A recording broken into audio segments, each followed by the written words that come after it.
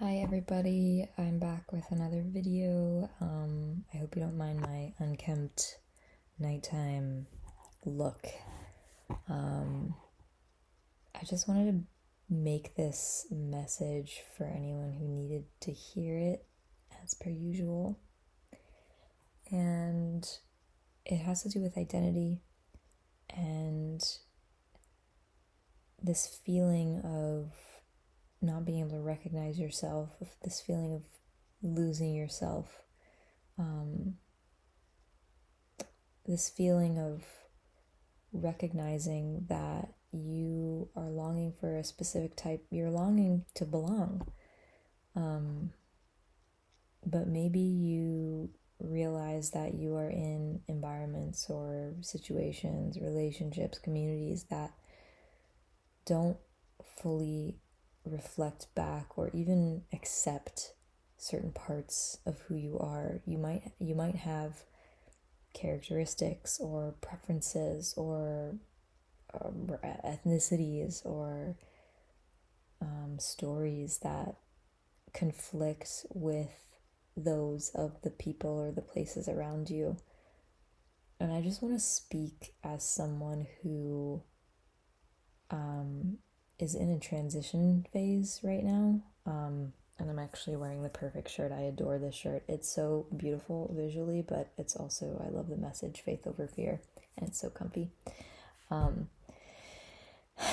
But yeah, it's like walking away from the situations that fail to kind of reflect back the identity of your soul to you.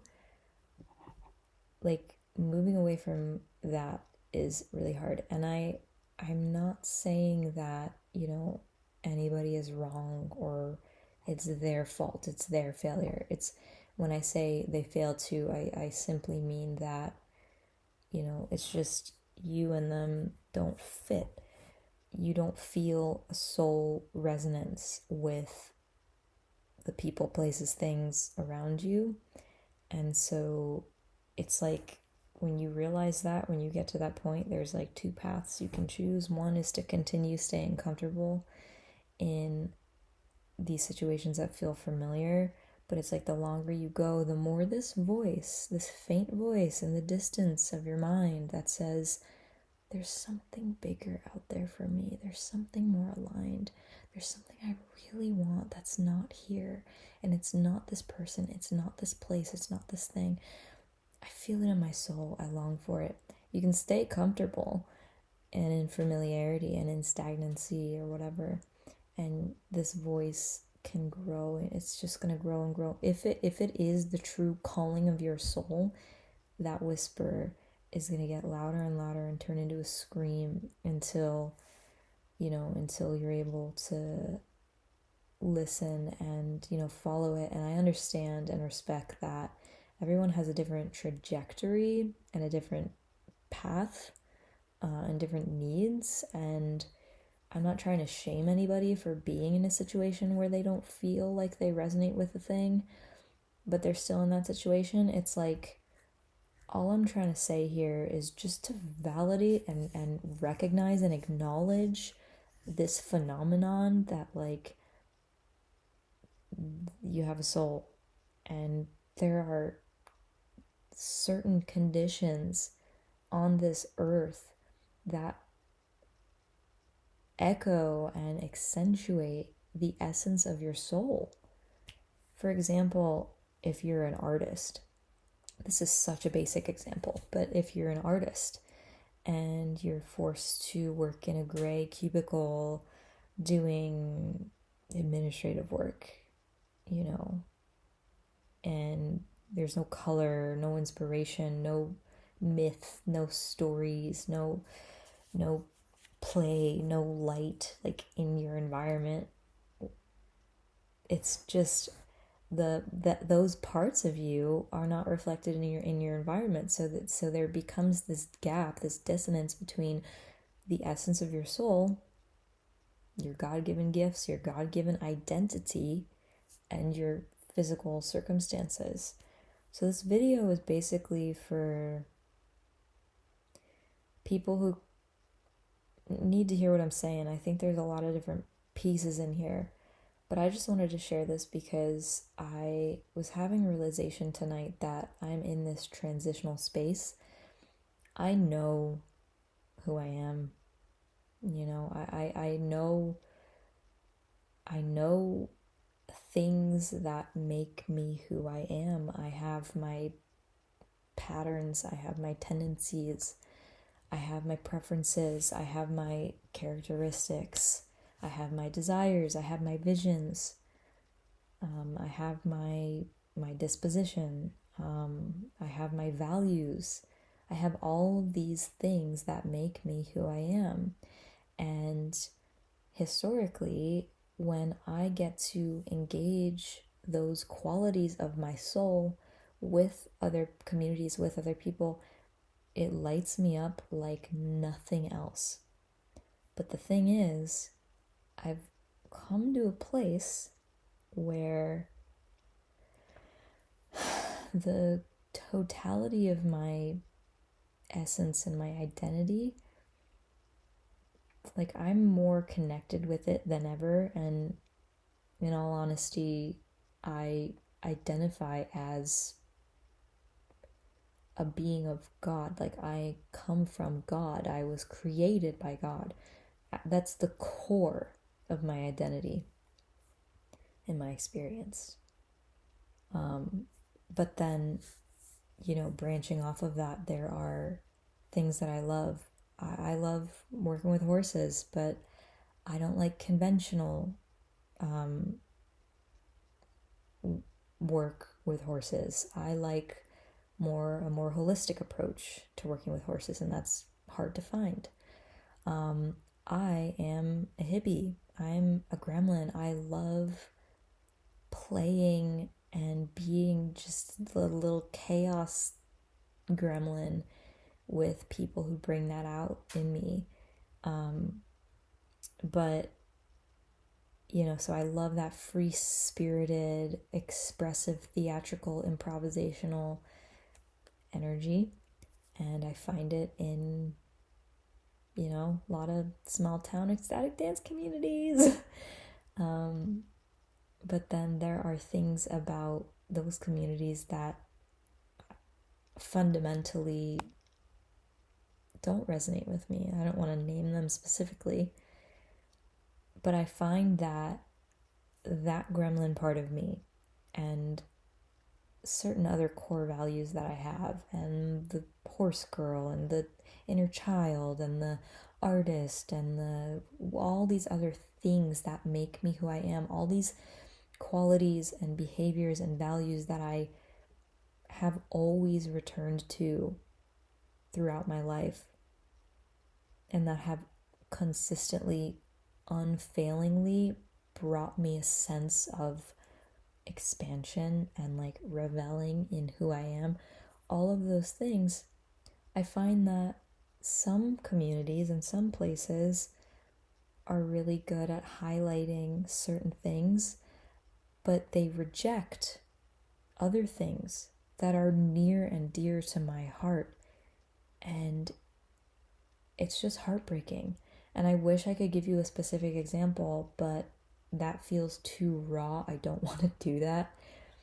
But I'll give you an example. Imagine you're in a group of friends, and this is going to be such a silly little, childlike example, but imagine if, you're at your first day of preschool and you make two new best friends, and you're bonding over your love of a specific kind of doll.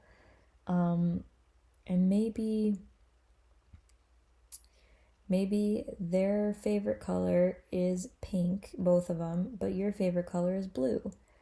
And they say, they reject you because they judge your favorite color, of blue as, it's a boy color.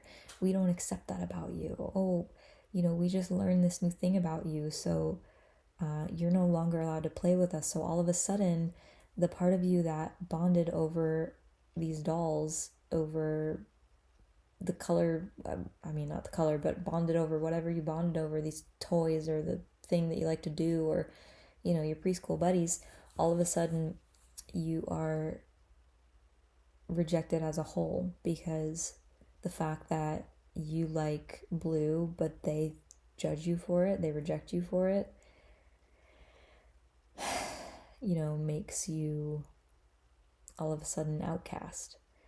And then in some other examples, like sometimes you might have a fundamentally different viewpoint or value, like they like pink and you're the only one who likes blue. And blue is such an important part of your everyday life. Like, you wake up dressed in blue. Your toothpaste is blue. You write poems about the sky and the ocean, blue, And that's such a important part of who you are. But the same group of people who don't like blue, even if they don't judge the blue, it's like there's still that part of you that loves blue that is like, where can I share my love of blue? With who can I share my love of blue? And dolls, and playing whatever little games we like to play, and this and that, So this is really kind of heartbreaking to like talk about out loud, honestly, because it makes me recognize how it's like this diasporic feeling. And especially in this age, we live in a spiritual diaspora. The United States is a melting pot of cultures from all around the globe.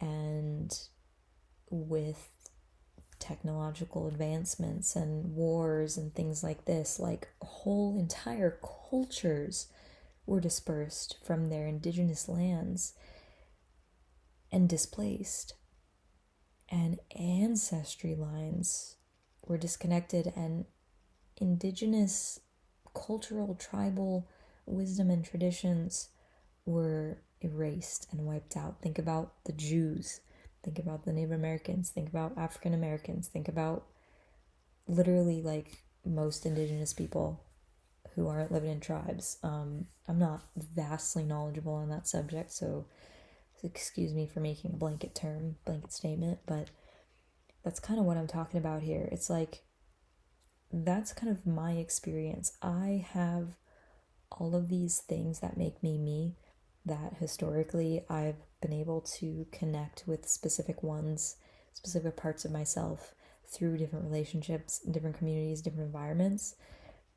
But there's still many, many, many parts of me that are longing to find home and belonging. It's making me emotional to just say out loud, because that's it. That's like the root of my sadness right now. That's probably the thing that has been the hardest for me in the last season of my life, because I was doing a lot of traveling, and if you keep up with my social media, I share very openly about my chronic health struggles, which are I'm getting on top of them now. I have an amazing healer practitioner that I'm working with who's given me all the answers that I never received ever before, and it's actually allowing me to make tangible, systemic, long-term success, which is something that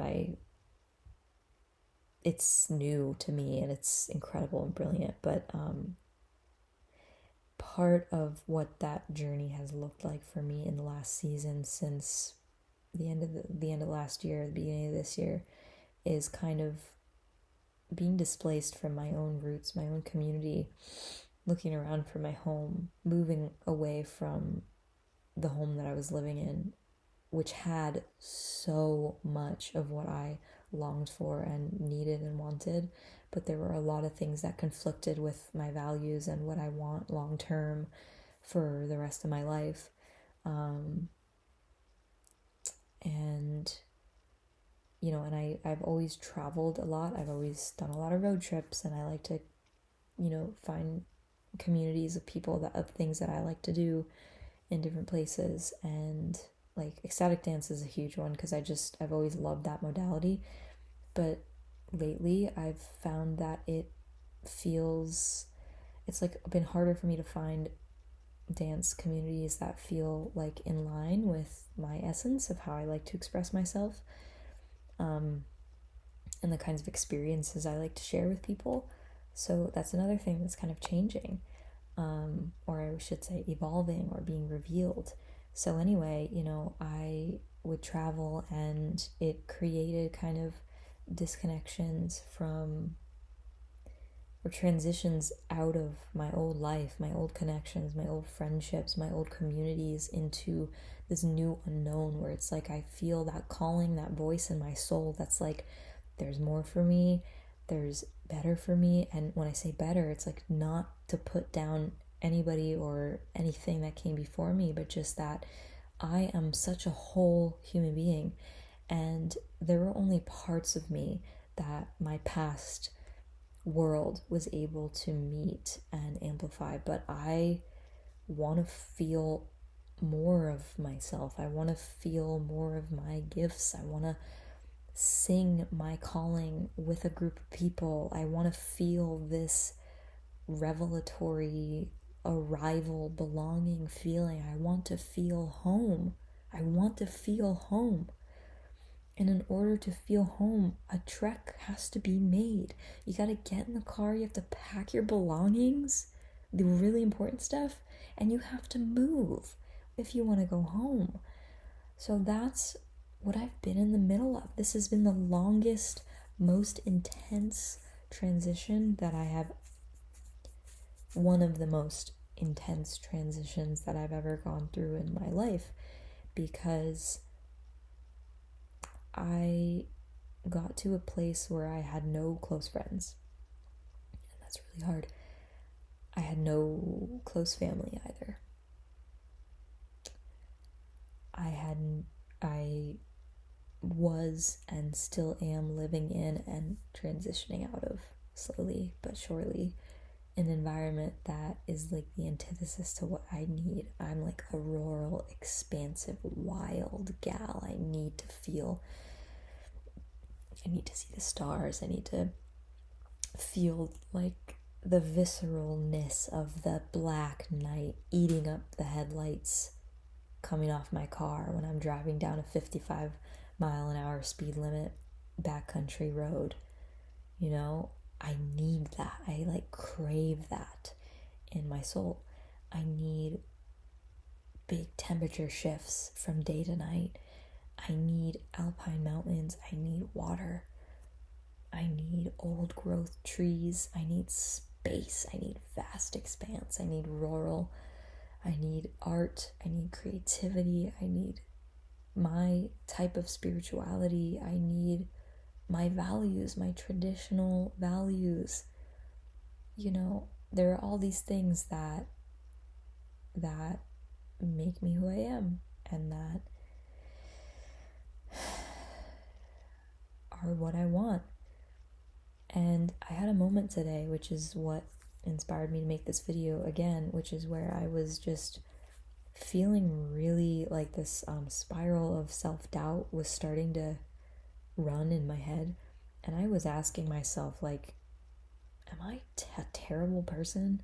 Am I narcissistic? Am I controlling? Am I scary?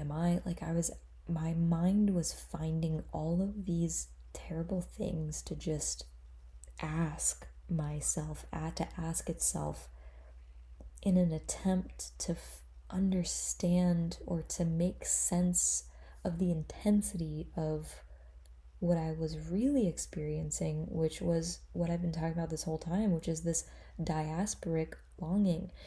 What I'm in right now, and if this video found you, maybe you're in the same space too, but what I'm in right now is the space between what my soul is singing to me and what is being reflected to me, back to me on the outside world. And just because I don't have the external circumstances or relationships to remind me who I am in this moment doesn't mean that those things are lost. However, we are built to be relational beings. Identity is something that is impossible for a single individual to carry single-handedly. As human beings, our identity is rooted in the countless generations that came before us. I would be lying the stupidest, most ridiculous lie if I were to pretend that I built my own identity. I can appreciate things that make me cool or unique or stand out or whatever. But all of those things, as much as I think they didn't come from me alone. Somebody made this shirt. Somebody built the walls that are containing me right now. Are you kidding me? Like, a band of genius, brilliant, magician, scientist people built the laptop that I'm using to record this. What the heck? Someone discovered LCD crystals and created a screen. It's insane to me. And I can say part of my identity is, making videos and sharing in this way. But who would I be if not for the shoulders of the giants that I am standing on right now? And I say this because I want to emphasize this one point.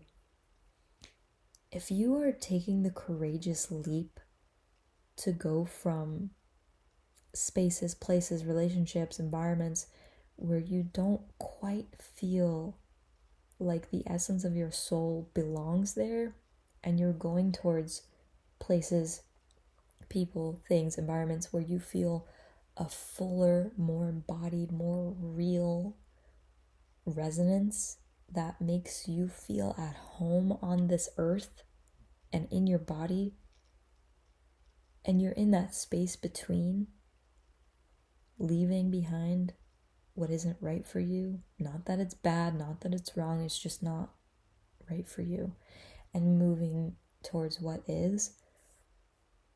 It's kind of like swimming across a giant lake or a channel. Like, there might be moments where the waves get so high or the wind picks up and you get swept away a little bit, or the current sweeps you in a direction you didn't expect, and the waves get tall and you get tired and your eyes are just barely over the surface, and the waves wash out the horizon line. So it's like you lose sight in the middle of a storm, in the middle of choppy waters, of where the opposite coast is, where you're swimming towards, where you're moving towards. You lose sight of that.